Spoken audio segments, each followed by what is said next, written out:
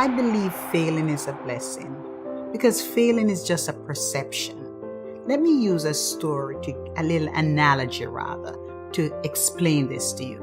Now think about an ant. An ant going after some sugar.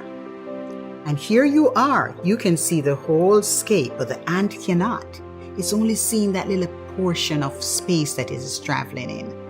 And it walks through one path and it comes upon something. And this thing that it comes upon is a little rock, a little pebble.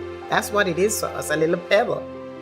And it has to turn back around and and if you look on the ant's trail, it turns around and around and around. And it seems as if the ant is failing.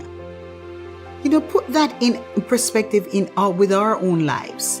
When we are working towards something, you go closer, and the closer you think you get to it, then you have to turn back and you have to detour and you have to do this, and it doesn't happen on your time in how you want it to happen. So you call that a failure. That's a perception. That's not a failure.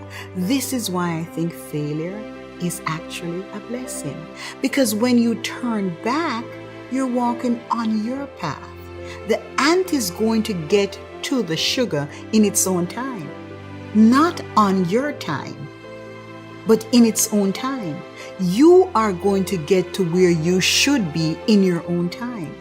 But the things that take you there, the path that you use to get there, because it didn't happen in a certain time or in a certain way, you look on that as failure. But is it really failure?